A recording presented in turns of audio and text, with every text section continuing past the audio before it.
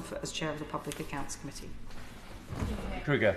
Thank you very much indeed, Mr Deputy Speaker. And it's been a very interesting debate. We're veering from grand geopolitics to the sourcing of public services and of paper clips even. And all of this is, in a sense, the correct responsibilities of an independent country. So this debate itself is one of the benefits of Brexit, which I'm sure we're all very grateful for.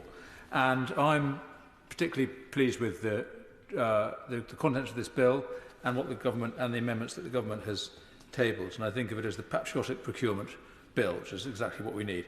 And I welcome particularly the explicit commitment to national security that has been added to the bill. And I want to pay tribute to my honourable friends, the member for Rutland and Melton for her work, but particularly for their contributions today, my right honourable friend, member for Chingford and Woodford Green, member for East Worthing and Shoreham, and particularly the member for the Isle of Wight for his tremendous speech about the dangers that we face from a hostile China. And we see in the amendments and in government policy in general a new realism in UK policy, which is necessary. And, Mr Deputy Speaker, the fact is that security, the new watchword of our times, it means much more than defence against hostile states. We face all sorts of other threats to our security, including, as my honourable friend mentioned, the extreme dependency that we have on supply chains from around the world, not just from hostile states, but particularly those. And on our side of the House, at least, we tend to regard the concepts of protection and of subsidy of domestic industry as dirty words, as unorthodox policies. And yet, nevertheless, we see around the world a growing tide of tariff barriers and of domestic subsidies. And our great friends in the United States are now committing to spending $500 billion on domestic manufacturers, and particularly in order to wean themselves off Chinese imports. And I welcome the commitments made by the Prime Minister this week to a new US-UK economic collaboration arrangement to secure our common interests and to ensure that we have safe supply chains. We do need to rely more on our allies in future. And as we move from a just-in-time procurement model, we need to recognise on our side of the House particularly the role of government in ensuring economic security. And the fact is that £300 billion a year makes the government the biggest player in the UK economy as it is. But as we've heard today, and I pay tribute to the speeches made on the other side of the House particularly, about the fact that often government is not very good at procurement, not very good at spending public money for public goods. And we can go into the sources of that and the origins of it. I think we should recognise that, particularly since the late 1990s and then under the Blair and Brown governments in particular, the model of new public management created a new doctrine of how government money should be spent on private sector providers. And though the principle of introducing internal markets and purchase provider splits was an attempt to ensure greater efficiency and greater value for money and greater responsiveness to the users of public services, they did engender all sorts of difficulties as well. And the member for Poplar and Limehouse and the member for Oldham East and Saddleworth listed some of those. And I recognise them from the work that I've done in the past, really bureaucratic processes that providers have to jump through. The concentration of big suppliers. I pay tribute to my honourable friend, he wasn't speaking about this today, but member for Chingford and Woodford Green has done a lot of good work on the importance of SME procurement and the way that large charities in particular can game the system in the way that large companies can to secure government contracts. Often government doesn't buy the best, it just buys the service that gives it the least risk, that gives the providers, to give the commissioners the least risk. Those suppliers often run rings around government, and we see in the way that services are designed and delivered, cost deferral, so pushing payment back beyond the budget cycle, cost shunting, different parts of the public sector having to carry the cost for a bad contract, creaming of the high-value, low-cost clients or services, and parking of high-cost, low-value services to those providers. So the providers gain the system, whether they're charitable or commercial. We see it all the time. So all of this needs to be improved, and this procurement bill takes important steps towards ensuring that.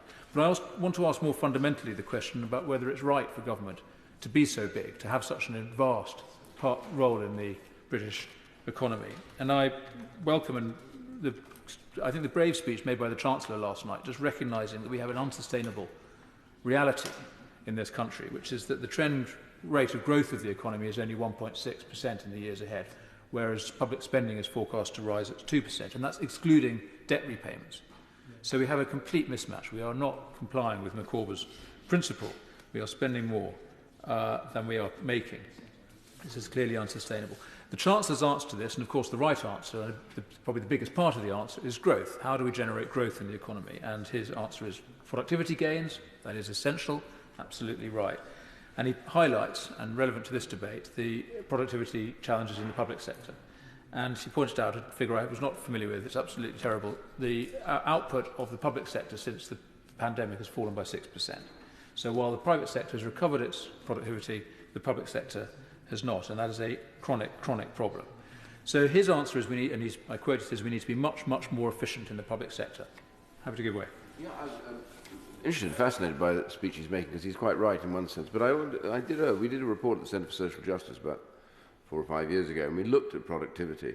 So often we're compared internationally, but of course the whole figure of productivity contains which country wants to put into it. So, for example, France doesn't put health or education into their productivity measures. Now, health and education have shocking productivity outcomes in terms of cost, and that means, therefore, they're able to declare themselves as having a higher level of productivity. The one single point I'd say to him is, in the UK, London and the South East have the highest productivity in Europe. The rest of the UK, and this is the real story, doesn't meet the average for the whole of the UK, which tells you what our problem really is. Very important points there, and I recognise the difficulty of comparing our levels with our productivity figures with other countries. The comparison I'm making is with our own recent history. But he's absolutely right, and indeed the point about what you measure matters enormously, and I think in our debates here we often make the mistake of thinking the only thing that matters are those that can be easily quantified, and the great challenge we have in this, particularly in the social sector, is that problem.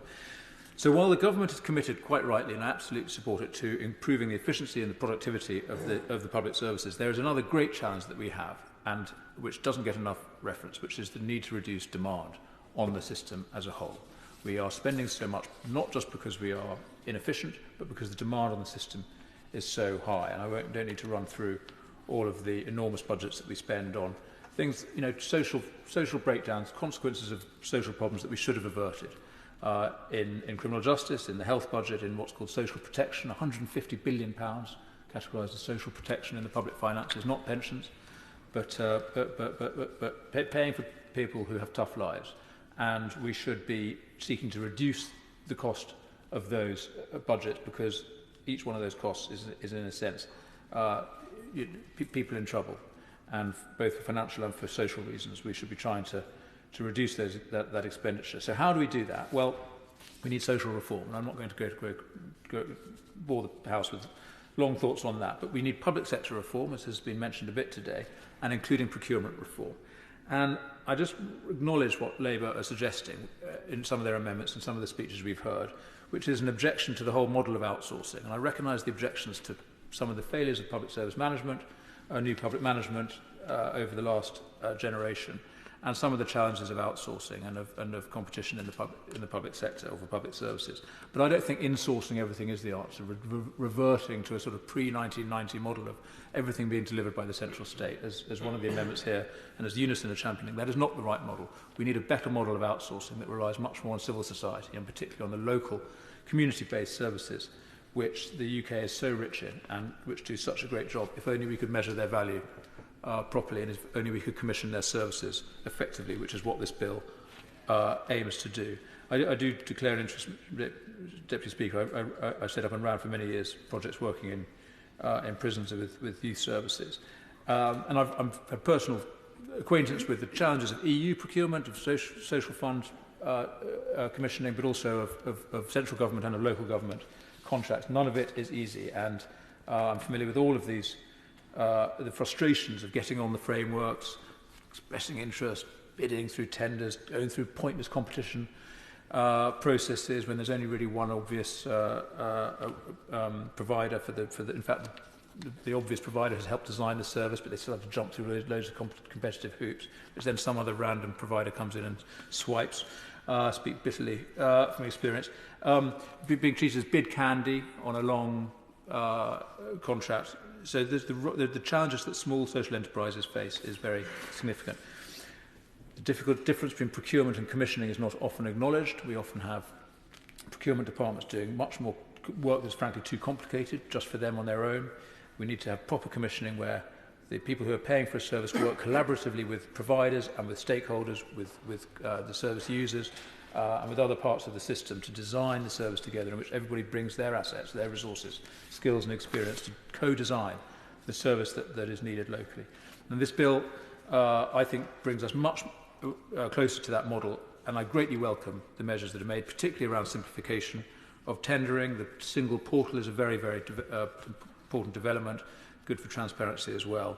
The Tell Me Once registration, absolutely essential and very good, and the help that's going to be given to SMEs and social enterprises make active reduction of the barriers to tendering, lower reporting requirements and so on. And most of all, the shift from the most economically advantageous regime to the most advantageous. And that small excision of the word economically, I think, is a very important recognition of the point my right honourable friend was just making about the need to go beyond a purely commercial estimation of what the value is of social projects.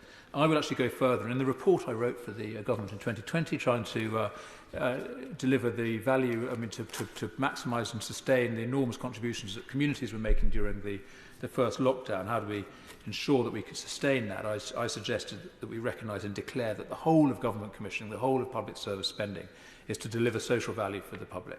And that is essentially what we all believe. It should be stated much more explicitly, in my view. I'll just bring the House's attention back to the Social Value Act, passed in 2011 by a Conservative government, which gets those principles right. So, Mr Deputy Speaker, I recognise there's enormous steps forward. I honour what the government's been doing, particularly around national security that we've been hearing, but also the steps that have been taken to ensure greater opportunities for SMEs and for social enterprises, and I commend the bill to the House. Thank you. Lucas.